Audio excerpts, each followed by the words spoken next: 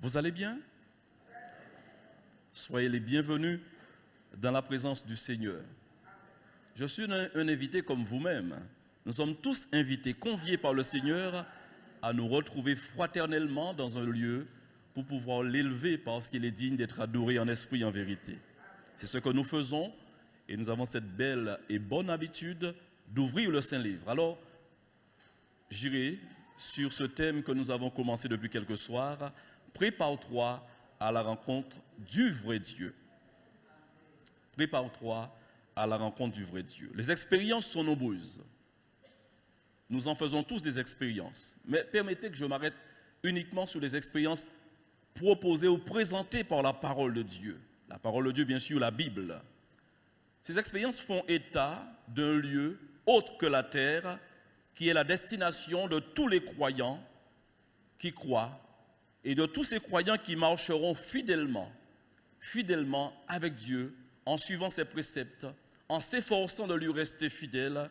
Ces personnes ont cette espérance d'être avec Dieu pour l'éternité. C'est ainsi que dans la Genèse, au chapitre 5, verset 24, il est écrit: Enoch marcha avec Dieu, puis il ne fut plus, parce que Dieu le prit. Amen. Toujours dans l'Ancien Testament, dans 2 Rois, chapitre 2, verset 1er, pour mettre en évidence ces expériences, lorsque l'Éternel fit monter Élie au ciel dans un tourbillon, Élie partait de Gilgal avec Élisée.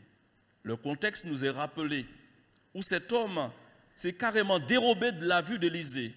Élisée l'a vu en train de partir, et la Bible est claire, Élie a été dans un tourbillon au ciel. Le ciel, la demeure du Seigneur, est également confirmée dans le Nouveau Testament. Quand on fait valoir une doctrine, il est bien de lire l'ensemble des textes bibliques qui parlent de ce sujet pour s'en faire une bonne idée et pour s'asseoir, chers amis, une bonne conviction. Est-ce que le ciel existe? Amen. Le ciel existe-t-il? Amen. Le Nouveau Testament en parle.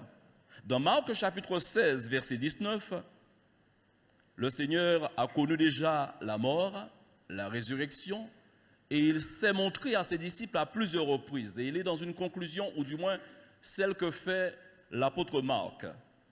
Et dans ce chapitre 16, 19, qu'est-ce que nous lisons? Le Seigneur, après leur avoir parlé, fut enlevé au ciel, et il s'assit à la droite de Dieu. Amen. Le ciel, sachant qu'il y a des niveaux par rapport à ce lieu, il est important de bien se comprendre quand nous évoquons ce sujet, surtout en tant que lieu de résidence ou encore en tant que lieu d'habitation éternelle de tous les croyants de la terre. Prépare-toi, mon frère, prépare-toi, ma sœur, à occuper ta nouvelle résidence et à être avec ce Dieu vivant et vrai pour l'éternité. Le psalmiste s'est écrié dans son chapitre 20, verset 7, « Je sais déjà que l'Éternel sauve son roi, il l'exaucera des cieux, de sa sainte demeure, par le secours puissant de sa droite. Amen. » Il est donc fait mention de la demeure, de la sainte demeure de notre Dieu l'Éternel. Également le chapitre 33 du moins, le psaume 33, verset 14, « Du lieu de sa demeure, gloire au Seigneur. » Alléluia. Du lieu de sa demeure, il observe tous les habitants de la terre. Le ciel. Permettez-moi de dépeindre ces 3 niveaux. Le premier niveau que vous et moi, que nous pouvons voir à l'œil nu, sans prendre un appareil quelconque comme l'avion ou autre chose pour aller un petit peu en hauteur, nous sommes, je dirais, au fait de cet aspect atmosphérique au-dessus de notre tête. Nous voyons donc des nuages et les oiseaux même qui circulent, etc. Si vous voyez un avion ou un autre appareil qui vole, c'est encore dans toujours cette première phase. Il y a aussi une deuxième phase, ou encore un deuxième niveau. Eh bien, c'est où se trouvent les planètes, les étoiles. C'est encore à des lieux plus retirés. Et j'en arrive maintenant à ce troisième niveau. Le ciel considéré comme étant ce lieu spirituel, cette demeure spirituelle, bien au-delà, à un autre niveau que les nuages, que les étoiles, où se trouve le séjour du Dieu vivant et vrai et le séjour également des anges. Notre Seigneur Jésus, dans l'enseignement qu'il va apporter à Nicodème sur la régénération, sur la nouvelle naissance concernant ce qui est né de l'esprit et né de la chair, parce que Dieu en fait une distinction. Pour vous et moi, nous ne comprenons pas grand-chose.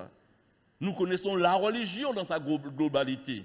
C'est pourquoi je vous ai dit que le christianisme n'est pas en compétition avec une religion quelconque, puisque le christianisme, c'est la meilleure. C'est une force de proposition qui est venue pour, chers amis, apporter une transformation, une régénération au cœur des hommes, et pour que ceux-là, chers amis, aient une espérance de vie éternelle, mais aussi soient des personnes, je dirais, capables d'engendrer de bonnes actions, capables de faire de belles choses à la gloire et à la louange du Seigneur. Cet homme est dans l'incompréhension, même il est dans la confusion. Et nous nous arrêtons dans l'enseignement dispensé par Christ à son égard, à son attention. Dans Jean chapitre 3, verset 11 jusqu'au verset 13, l'évangile de Jean. Jésus lui dit, en vérité, je te le dis, nous disons ce que nous savons et nous rendons témoignage de ce que nous avons vu et vous ne recevez pas notre témoignage. Si vous ne croyez pas quand je vous ai parlé des choses terrestres, comment croirez-vous quand je vous parlerai des choses terrestres, des choses célestes? Et dit-il, personne. Jean 3, verset 13. Personne n'est monté au ciel si ce n'est celui qui est descendu du ciel, le Fils de l'homme qui est dans le ciel. Alléluia, amen. C'est bien vrai. Jésus est venu en chair et en os. Jésus est venu, c'est une réalité. Notre temps est marqué par l'ère de son passage. Nous disons aujourd'hui en l'an 2000, après Jésus-Christ. Et les choses sont datées aussi en l'an tel ou tel siècle, telle ou telle date avant Jésus-Christ. Il y a une concertation au niveau des parlements, au niveau de certaines personnes contestant ces choses, et surtout des antichrists qui voudraient absolument que l'on puisse rayer, chers amis, ce repère qu'a l'humanité depuis des siècles et des siècles. Mais que voulez-vous? Les choses vont vers leur fin. Dieu veille à ce que justement sa parole soit gardée intacte. Et ce que nous vérifions, chers amis, c'est que Jésus a vraiment œuvré. Il a pris naissance ici. Vous connaissez sa mère, n'est-ce pas? Marie est sa mère. Et bien sûr, dans la famille, eh bien, un homme a joué un rôle important, Joseph, qui fut le beau-père, puisque nul n'ignore que Jésus fut conçu par l'opération du Saint-Esprit. Et ce Jésus a œuvré avec puissance et autorité. Et lorsqu'il apportait des messages, lorsqu'il dispensait un enseignement, c'était d'une dimension divine, d'une dimension céleste, qui, il faut l'avouer, ces paroles causaient quelques difficultés à ceux, celles qui étaient à son écoute. On ne comprenait pas toujours ce qu'il disait. On ne comprenait pas, et ce qui emmenait la rage, l'irritation, la colère, l'indignation de ces personnes qui l'écoutaient. Lorsqu'il disait que ma chair est une nourriture, c'est pour scandaliser les gens. Vous comprenez, les gens avaient des difficultés à comprendre. Toutefois, frères et sœurs, Jésus-Christ sur la terre, c'est Emmanuel, Dieu parmi les hommes. Alléluia. Des miracles ont été faits, ont été accomplis. Des hommes et des femmes ont été bénis de toutes sortes de bénédictions. Des femmes et des hommes ont trouvé également la guérison à leur corps malade, à leur âme malade également. Certains ont été libérés, et bien des griffes du diable. Jésus a libéré les captifs. Il a également libéré les pièges du diable. Les démoniaques ont trouvé des délivrances. Chers frères et sœurs, Jésus a guéri les cœurs brisés.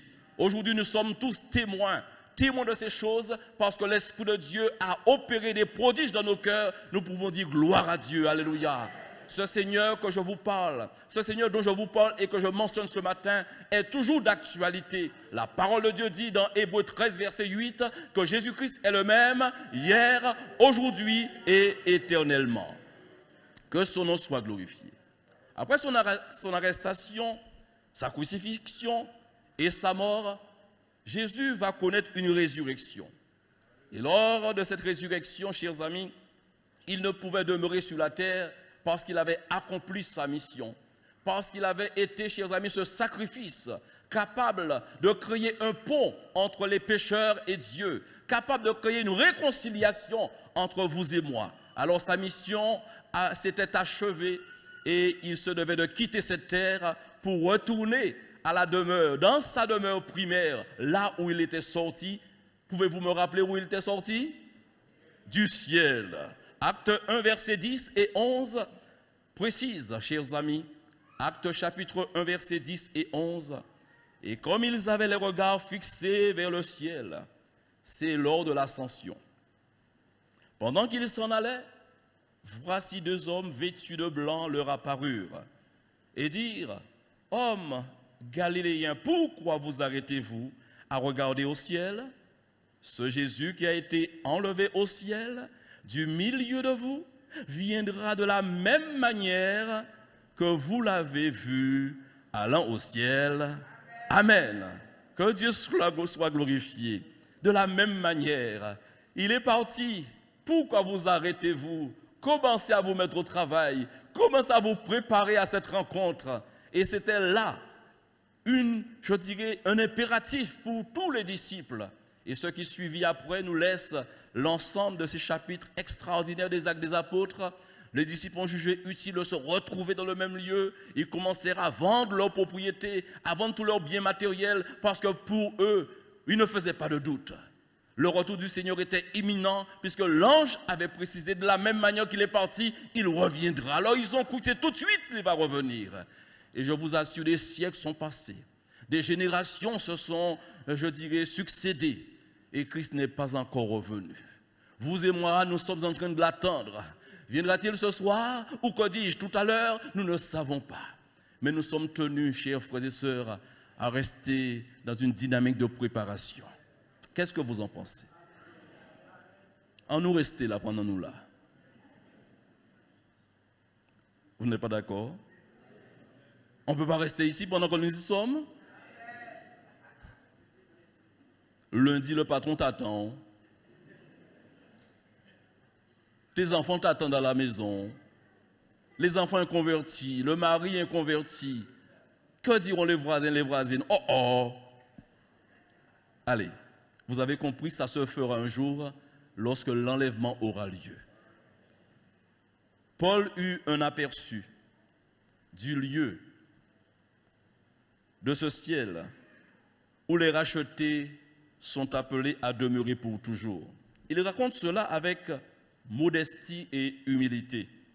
Dans 2 Corinthiens chapitre 12, les versets 2 jusqu'au verset 7, il raconte, comme je vous l'ai dit, avec beaucoup de simplicité, beaucoup de prudence, ce qu'il a vu. Il dit, et il faut que vous le sachiez, il parle de lui. Et regardez comment il commence. Je connais un homme en Christ qui fut, il y a 14 ans, ravi jusqu'au 3e. Qu'avez-vous en mémoire? Quand je vous ai exposé qu'il y avait différents niveaux, excusez-moi, au niveau du ciel. On a parlé du 1er, du 2e et du... Vous comprenez quelque part. Ravi jusqu'au 3e ciel, si ce fut dans son corps, je ne sais. Si ce fut hors de son corps, je ne sais. Dieu le sait. Et je sais que cet homme, si ce fut dans son corps, quelle prudence. Ou sans son corps, je ne sais. Dieu le sait. Fut enlevé dans le paradis. Deux notions qui ne parlent pas de ciel, mais la notion nous laisse entendre par logique que c'est le ciel. Troisième ciel, oui, c'est mentionné, mais l'autre notion, le paradis, c'est équivaut au troisième ciel. Et qu'il entendit, verset 4, des choses ineffables qu'il n'est pas permis à un homme d'exprimer. Je me glorifierai d'un tel homme, mais de moi-même, je ne me glorifierai pas, sinon de mes infirmités ou encore de mes faiblesses. Si je voulais me glorifier, je ne serais pas un insensé. Et il a raison. Quand on fait de telles expériences, il serait dans son bon droit, comme vous et moi, nous aimons à rendre témoignage des exploits que nous faisons avec Dieu. Qu'est-ce que vous en pensez? Qu'est-ce que vous en pensez? Quand nous faisons des expériences extraordinaires, nous n'aimons pas les cacher, n'est-ce pas? Nous cachons plutôt les expériences qui nous diminuent. Quand ce n'est pas à notre honneur, on les cache. Mais quand ça nous met en avant pour faire passer, pour faire valoir notre spiritualité, malheureusement pour certains, par rapport aux autres, pour se comparer aux autres, j'ai eu un songe. J'ai eu une révélation. On se met à raconter. Mais lui, regardez la prudence et la mesure qu'il a. Si je voulais me glorifier, je ne serais pas un insensé quand je dirais la vérité. Mais je m'en abstiens et donne les raisons. Afin que personne n'ait à mon sujet une opinion supérieure à ce qu'il voit en moi ou à ce qu'il entend de moi. J'ai entendu parler de toi, mon frère. J'ai entendu parler de toi, ma soeur. J'ai cherché à voir ton visage. C'est toujours, chers amis, un plaisir que notre réputation puisse nous devancer, que notre bon témoignage puisse être un fait-valoir de ce que nous avons expérimenté avec Dieu. Mais n'oubliez pas, nous restons tous des servantes et des serviteurs. Dieu seul doit avoir toute la gloire. Et c'est ce qui préoccupait Paul. Il ne voulait pas que les gens, entendant l'expérience qu'il a eue, puissent le regarder comme étant le Seigneur, parce qu'il sait que c'est Jésus-Christ qui est le Seigneur. Et pour que je ne sois pas, deuxième raison, enflé d'orgueil à cause de l'excellence des révélations, de ces révélations, il m'a été mis une écharde dans la chair, un ange de Satan pour me souffleter et m'empêcher de m'enorgueillir. Que Dieu nous garde. On ne comprend pas toujours ce que nous vivons quand certaines choses ont été présentées au Seigneur par le jeûne et la prière, par un cortège d'intercesseurs qui nous ont à cœur, ont prié pour nous. Et nous ne voyons pas, chers amis, l'intervention de Dieu. On ne comprend pas pourquoi cette chose qui nous pénalise tant ne s'est pas encore séparée de nous. Chers amis, quand on a confiance en Dieu, mettez en mémoire là où il vous a exaucé. Et s'il ne vous a pas encore exaucé, s'il ne veut pas vous exaucer dans un domaine, il a ses raisons. Il a ses raisons. Il a ses raisons. Et la suite des passages que nous lisons, Paul fait valoir qu'il avait prié 3 fois. Que tu pries 3 fois, 30 fois, quand Dieu dit non.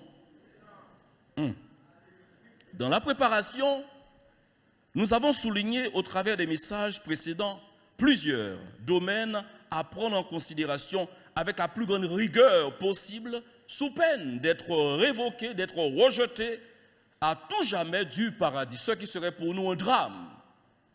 Comment verrez-vous que vous avez persévéré jusqu'à la fin et de vous entendre dire « je ne vous connais pas », ce serait terrible. Ce serait terrible. Je vous parlais dans un des messages, pour ne pas dire le premier, de la personne de Noé. N'ai-je pas souligné avec vous qu'il a eu à vivre 350 ans par rapport à sa foi du début lorsqu'il eut la crainte de Dieu dans son cœur? Il a vécu 350 ans jusqu'à sa mort. Combien de temps nous avons à vivre? C'est peut-être pas 350 années, mais je vais vous dire c'est un temps quand même. Et dans ce temps, nous avons à agir avec sagesse, avec persévérance, avec fidélité.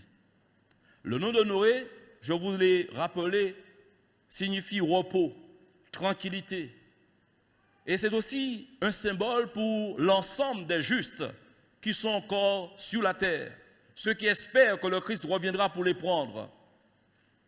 Souvenez-vous, chers frères et sœurs, Quand je parle de repos et de tranquillité, n'est-ce pas en Christ que nous recevons le repos? Amen. Christ n'est-il pas notre repos? Et nous pouvons nous réjouir d'avoir, frères et sœurs, sa paix qui surpasse toute intelligence parce qu'une réconciliation ait lieu. Aujourd'hui, il n'y a plus de condamnation pour ceux qui sont dans Jésus-Christ. Mais nous confessons que nous sommes sauvés parce que la réconciliation eut lieu. Amen. Et de nourrir le témoignage est rendu.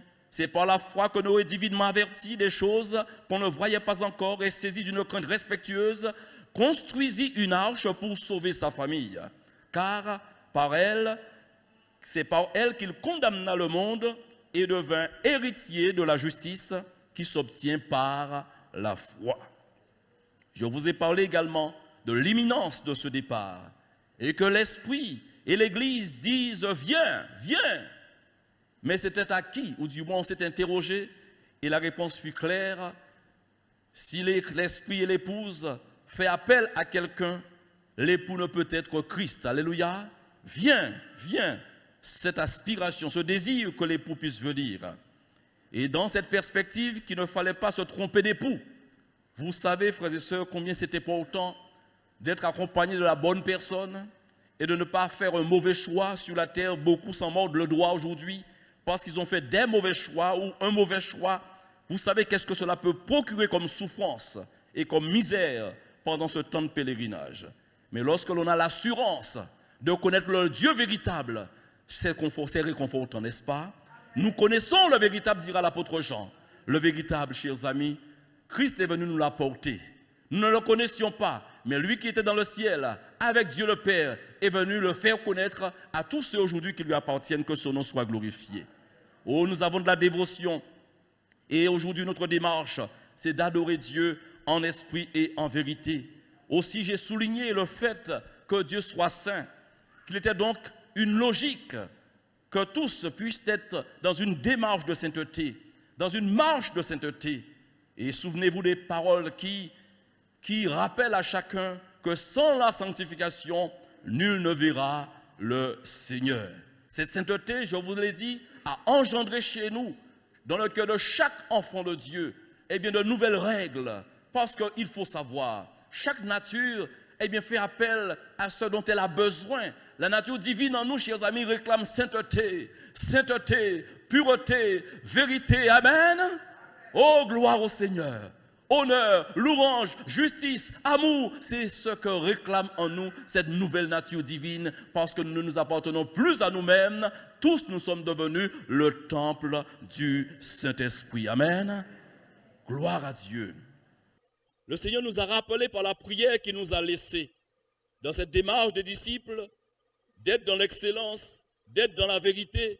Ils ont vu, ils ont su que les disciples également de Jean-Baptiste avaient appris à prier et que Jean-Baptiste avait été un grand pédagogue pour eux. Alors, ils vont aussi s'approcher du Seigneur. Apprends-nous à prier. Et souvenez-vous, dans le Notre Père, j'ai eu à insister sur le fait que Jésus a laissé cette prière en disant, quand vous priez, dites, notre Père qui es aux cieux, que ton nom soit sanctifié, que ton nom soit sanctifié, que ton nom soit sanctifié.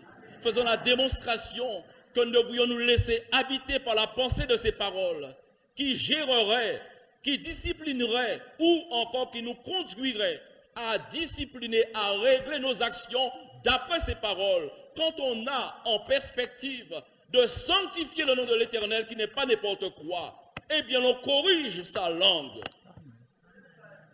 l'on corrige son regard, l'on veille aux sentiments de son cœur, l'on veille aux pensées qui animent la pensée, qui occupent notre esprit.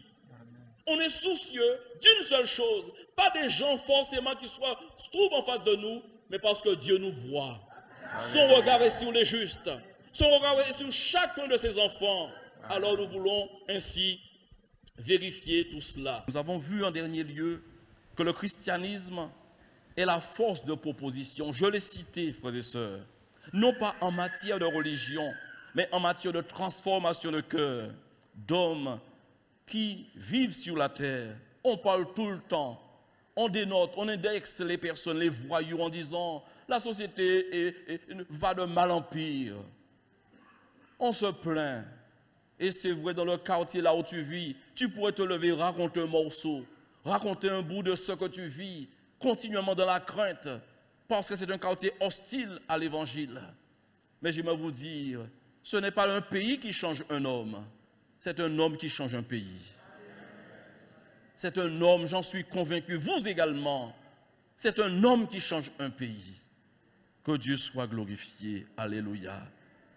Alors, en dernier lieu, dans ces rappels, souvenez-vous également, je vous ai parlé du sermon sur la montagne.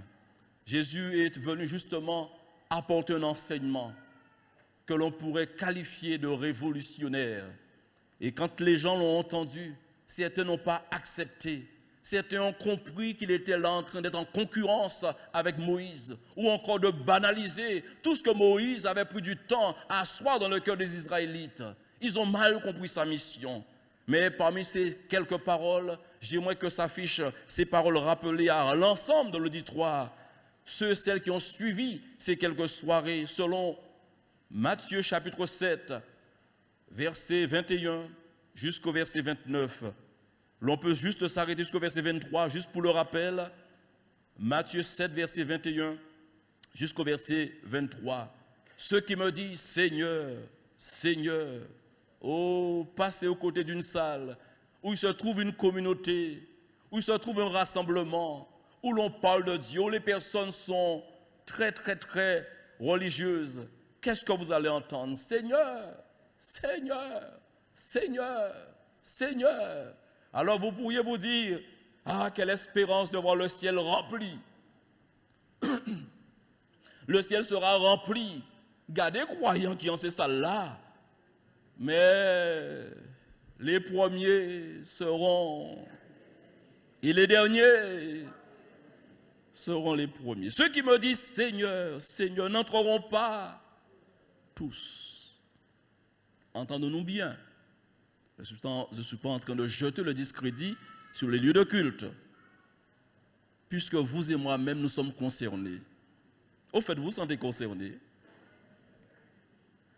Nous avons cette fâcheuse habitude, quand un message est dispensé, de ne jamais prendre ce message pour nous.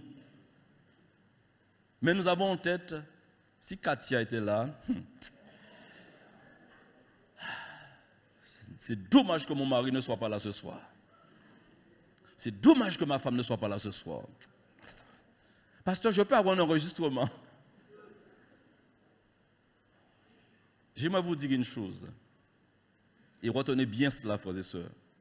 Il m'est arrivé de raisonner comme cela. Pas dans ce sens, mais quand une salle, quand l'église ou une salle est à moitié remplie, je me dis, par rapport à l'enseignement que je vais apporter, je me ne me dis plus ces choses-là. C'est dommage qu'il y ait tant d'absents. Puisque ce message, je sais que ça aurait pu apporter, édifier en vue encore d'emmener vers la perfection. Mais je me dis plus cela. Vous savez que Dieu ne parle qu'au présent. Vous n'avez même pas entendu. Dieu ne parle qu'au présent. Jésus le sachant très bien, parce que Thomas n'avait pas assisté à la première séance, il a fait une deuxième séance pour Thomas. Le jour où il s'est montré, après sa résurrection, il est apparu. Il s'est montré à ses disciples, Thomas n'était pas là. Il leur a donné un enseignement. Et quand Thomas est arrivé, Thomas a dit aux autres, vous croyez n'importe quoi. Moi, si je ne vois pas, si je ne mets pas ma main, je ne croirai pas. Et Jésus a jugé utile d'accorder une nouvelle séance à ce monsieur qui était absent. Soit disant passant, je vous encourage à être à tous les cultes. C'est une exception, mais ne dites pas continuellement, ne pensez pas un instant que vous aurez toujours droit à une nouvelle séance. C'est comme l'enlèvement. La date que le Seigneur a déjà décidée, personne ne sait. Personne ne sait. Si je savais, je partirais en vacances et je me préparerais seulement une semaine à l'avance. Mais puisque je ne sais pas, je suis obligé de rester continuellement dans la préparation. Amen. Alors, Prenons Dieu au sérieux. Ne banalisons pas. Je vous dirai même encore que personne ici ne puisse se moquer de Dieu. Plusieurs me diront ce jour-là, Seigneur, Seigneur, n'avons-nous pas prophétisé par ton nom? N'avons-nous pas chassé des démons par ton nom? Et n'avons-nous pas fait beaucoup de miracles par ton nom? Alors je leur dirai ouvertement, je ne vous ai jamais connu. Retirez-vous de moi, vous qui commettez l'iniquité. Ces paroles nous emmènent à considérer une des paroles de l'Apocalypse, où il est dit au chapitre 22, dehors les chiens, dehors les enchanteurs, les impudiques, les meurtriers, les idolâtres, et quiconque aime et pratique le mensonge qui fait partie, je dirais, du monde de l'iniquité.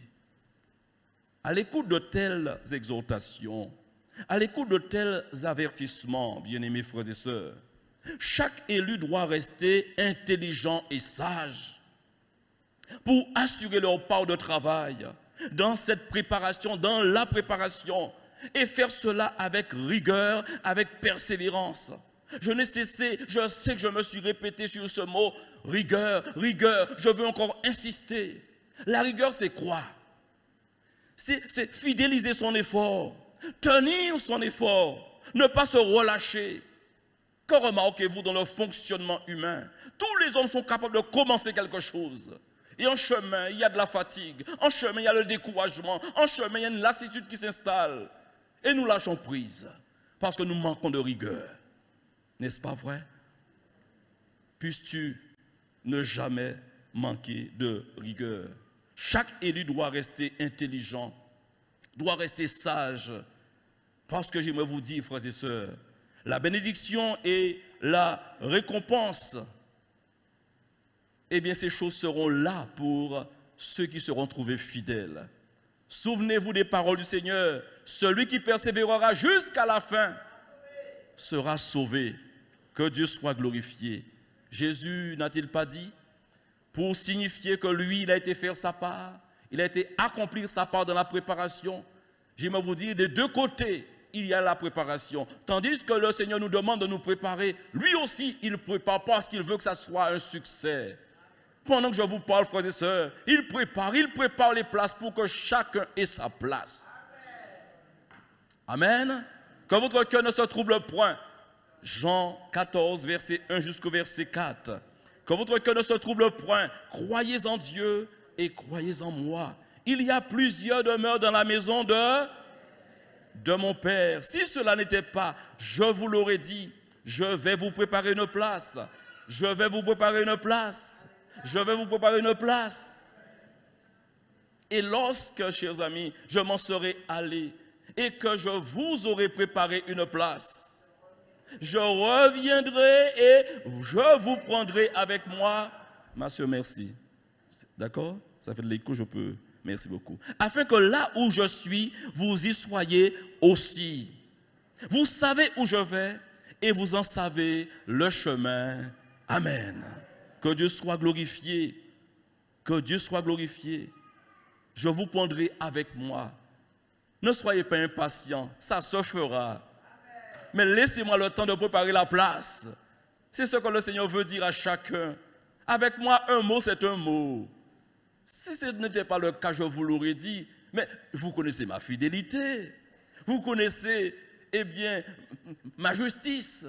J'aime à dire la vérité. Je suis la vérité. Alors croyez en moi, croyez au Père, et cela se fera. Quand on sait, frères et sœurs, chers bien-aimés, quand on sait le danger qui menace la vie des saints, les épreuves à répétition dont les chrétiens sont touchés, et nous vivons dans des lieux où le danger est continuel. Ajoutez à cela Satan qui s'est juré de reprendre les fugitifs que nous représentons à ses yeux. Vous savez que nous étions de son royaume? Est-ce que vous le savez? Et que Dieu nous a extraits de son royaume? Christ nous a attirés à lui. Alléluia. Et depuis, aux yeux de Satan, nous sommes devenus les fugitifs. Il a envoyé un mandat d'arrêt pour essayer de reprendre tous ceux, celles qui ont quitté sa maison d'arrêt. Nous étions en prison. On n'était pas tellement heureux. Est-ce que vous étiez heureux avec lui? Moi, je suis plus heureux dans le royaume dans lequel je suis maintenant. Alléluia. Et la puissance de l'évangile a su, chers amis, faire un transfert. Nous sommes sortis du royaume du diable pour passer au royaume de Dieu. Et aujourd'hui, frères et sœurs, nous nous réjouissons de savoir que la main du Seigneur, dans la main du Seigneur, se trouve, frères et sœurs, une clé. Une clé. Et s'il a la clé de là où nous résidons, de là où nous habitons, personne ne peut, en effet, nous ravir de ses mains. J'aimerais vous laisser cette parole que vous partiez avec et que vous puissiez la serrer dans votre cœur. Selon l'évangile de Jean, chapitre 10, verset 28, Jésus a dit,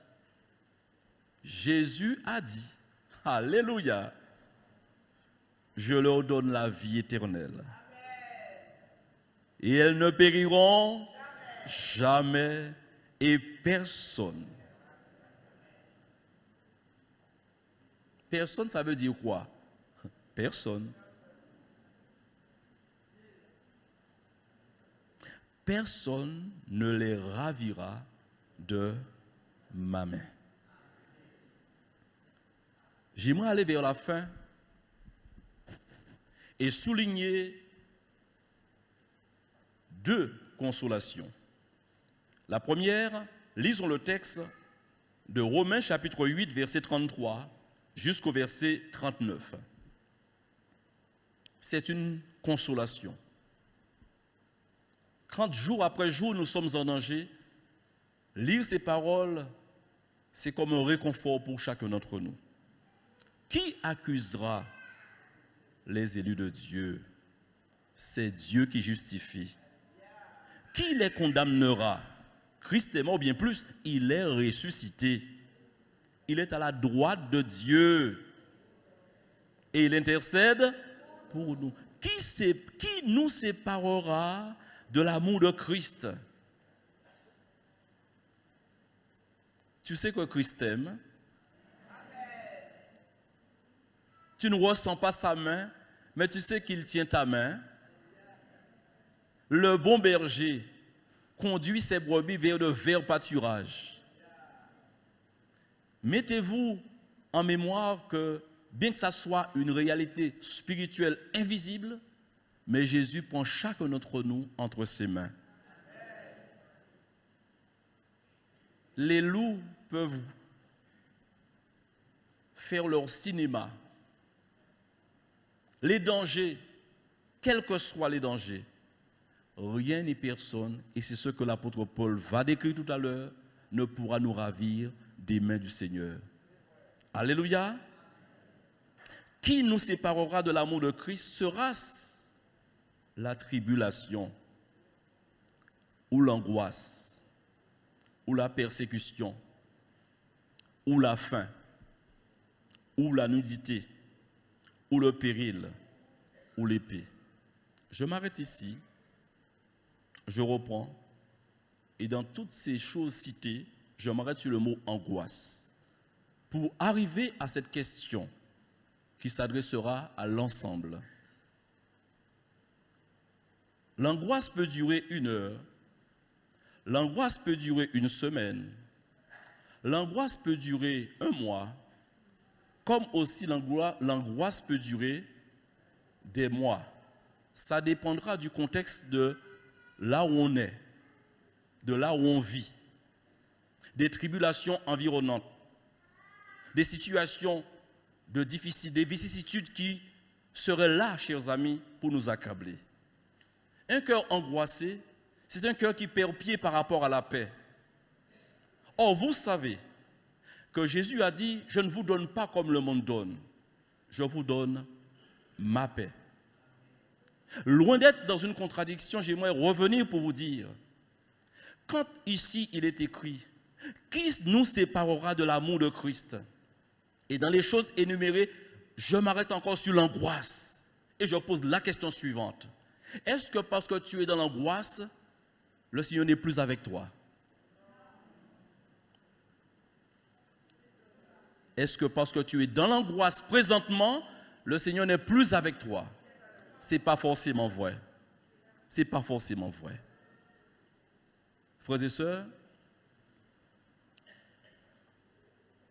la peur, la crainte, l'angoisse, ce sont des choses qu'on ne peut pas dissocier de la vie de l'homme, de l'être humain naturel. Et tandis que nous sommes encore dans cette enveloppe, dans ce corps humain, au même titre que la maladie qui peut nous toucher, nous serons touchés par l'angoisse. Alors s'il vous plaît, quand vous n'êtes pas dans la même situation, dans le même contexte qu'un bien-aimé, qu'une bien-aimée, et quand tu rends visite à cette pauvre bien-aimée, pauvre dans le sens des choses qui l'accablent, ne dites pas n'importe quoi. Ne prononcez pas n'importe quelle parole. Nous sommes des humains.